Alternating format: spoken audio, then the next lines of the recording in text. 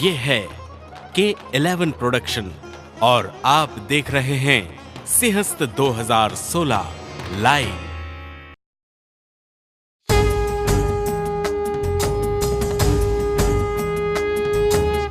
जय श्री महाकाल।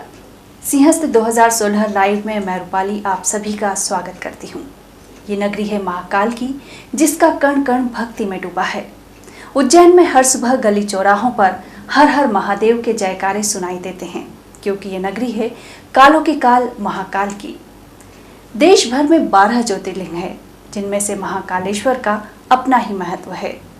महाकाल का ये शिवलिंग स्वयं प्रकट हुआ, इसलिए ये स्वयंभू हैं और हम सभी इनकी संतान हैं। ईश्वर ने अपने अंश में से 5 तत्वों पृथ्वी, अग्नि, जल, वायु और आकाश को मिलाकर मानव देह की रचना की। इसीलिए मनुष्य ईश्वर की अनुपम कृति है। लेकिन इन 5 तत्वों का हमारे शरीर में संतुलित होना बहुत आवश्यक है। यदि कोई भी तत्व कम या ज्यादा हो जाए तो रोग उत्पन्न हो सकते हैं। जिस प्रकार अग्नि तत्व के लिए काल भैरव और पृथ्वी के लिए मां हरसिद्धि के बारे में हमने जाना, उसी प्रकार आज हम बात करेंगे आकाश तत्व की। आकाश यानी नाद, नाद यानी ओंकार और ओंकार यानी स्वयं महादेव।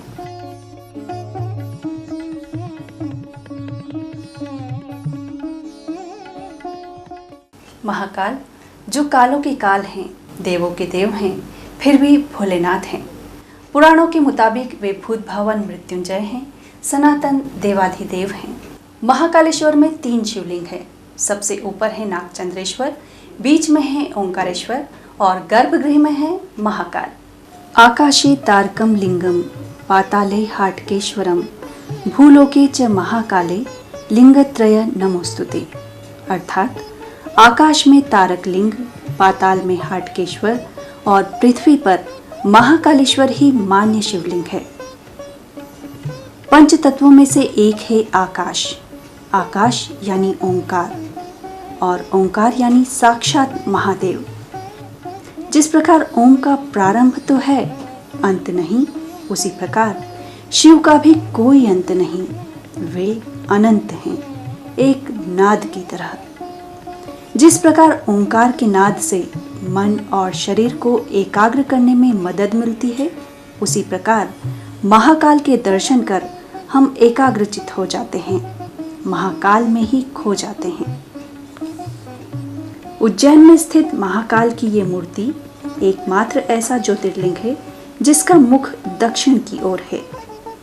ये विशेषता महाकाल की मूर्ति का महत्व कई गुना बढ़ा देती है। महाकाल में हर सुबह 4 बजे भस्म आरती की जाती है। ये परंपरा युगों युगों से चली आ रही है। हर सुबह ताजी भस्म से उनका अभिषेक होता है। ये भस्म आरती महादेव को नींद से जगाने के लिए होती है। पूरे संसार में ऐसी आरती शायद कहीं नहीं होती। ओंकार बिंदु संयुक्तम नित्यम ध्यायन्ति योगिनः कामदम मोक्षदम चैव ओंकाराय नमो नमः। ओंकार का जो नाद है वो यहाँ महाकालेश्वर की नगरी से जिस तरह से गुंजायमान होता है, जो कालों के काल हैं, महाकाल हैं।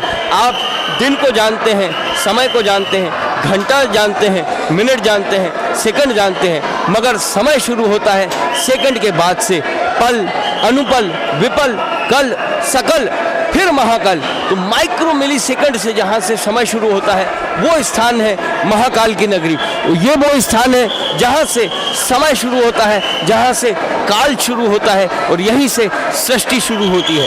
महाकाल का ये शिवलिंग 23.5 अक्षांश पर और 72.35 देशांश रेखा पर स्थित है। अतः पृथ्वी पर इस स्थान की एक महत्वपूर्ण स्थिति है। यहीं से समय को संचालित होना भी हम मान सकते हैं। तो ये आज महाशिवरात्रि का पर्व है। फाल्गुनी की कृष्ण चतुर्दशी की यह शिवरात्रि है, महाशिवरात्रि।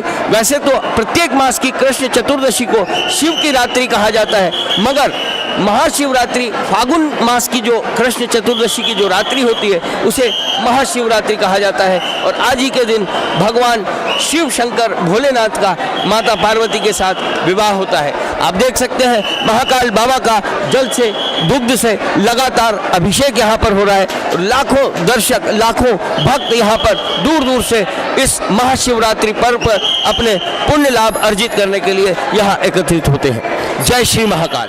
दुनिया के 12 ज्योतिर्लिंगों में से एक है उज्जैन के महाकाल बाबा।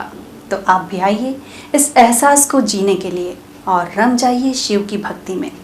अगली बार आपसे बात करेंगे पंच तत्वों में से एक वायु तत्व के बारे में। तब तक के लिए जय श्री महाकाल।